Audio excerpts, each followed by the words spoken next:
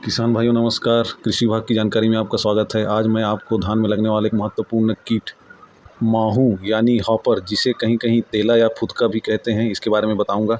ये कीट जुलाई से लेकर सितंबर तक सक्रिय रहते हैं और इस कीट का नींफ यानी शिशु और एडल्ट यानी प्रौढ़ दोनों अवस्था फसलों के लिए नुकसानदायक होता है। यहाँ ध्यान देने योग्य बात यह है कि जो माहू है वो भी कई प्रकार का होता है, जैसे हरा माहू, भूरा माहू, सफ़ेद माहू, इस प्रकार से कई प्रकार का होता है। तो आज मुख्य रूप से हरा माहू यानी ग्रीन हॉपर के बारे में बताएंगे। तो पहले इसके लक्षण के बारे में बात करते हैं। तो इसके जो एडल्ट है यानी प्रौढ़ है, वो जो है हरे एवं पारदर्शी रंग के पत्तियों के मध्य सिरा में अंडे देते हैं।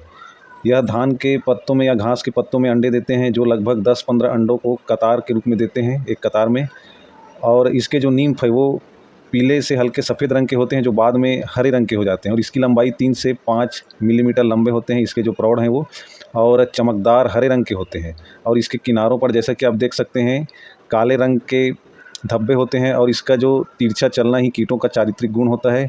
और नर कीट के अगले पंखों के मध्य में काले दाग पाए जाते हैं, जो कि मादा कीटों में नहीं पाए जाते। और जैसा कि मैं आपको पहले ही बताया हूँ, ये कीट जुलाई से सितंबर तक अत्यधिक सक्रिय रहते हैं। और इन कीटों को नुकसान करने का तरीका है रस चूसने का। ये कीट जो है पौधों की पत्तियों से रस को चूसते रहते हैं, या शीत से धान के पौधे के तने के ऊपरी भाग से भी रस को चूसते रहते हैं, जिससे पत्तियों का ऊपरी भाग पीला पड़ने लग जाता है, जो कि अधिक प्रकोप होने पर नीचे पत्ती के ऊपर से नीचे भी पीला पड़ने लग जाता है और पौधों की वृद्धि रुक जाती है।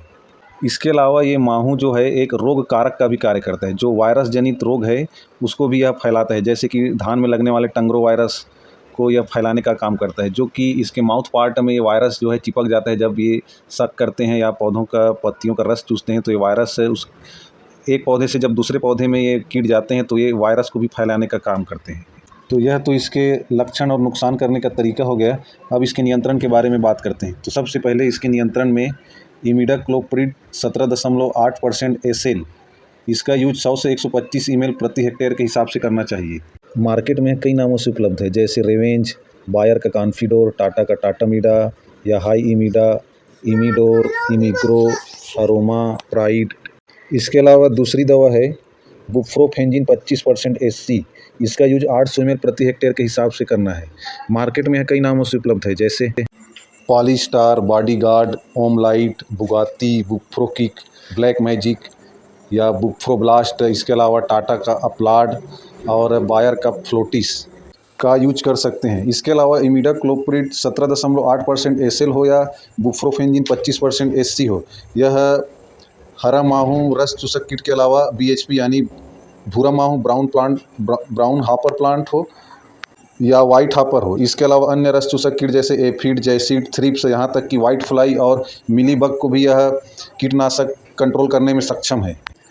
उपरोक्त इंसेक्टिसाइड के अलावा एक और इंसेक्टिसाइड है जिसका नाम है पेक्सालोन। यह ड्यूपॉन्ट कंपनी का आता है और इसका यूज 94 ml प्रति एकड़ के हिसाब से किया जाना चाहिए यदि कीट का अत्यधिक प्रकोप हो गया है तो, लेकिन यह थोड़ा कॉस्टली आता है। इसका टेक्निकल है ट्राइफ्लूमेंजोपायरियम। तो इस प्रकार यह जानकारी कैसी लगी ज़रूर बताइए। और इसके अलावा और अधिक जानकारी के लिए आप अपने क्षेत्र के ग्रामीण कृषि विस्तार अधिकारी या कृषि विज्ञान केंद्र के कृषि वैज्ञानिक से सलाह ले सकते हैं। धन्यवाद।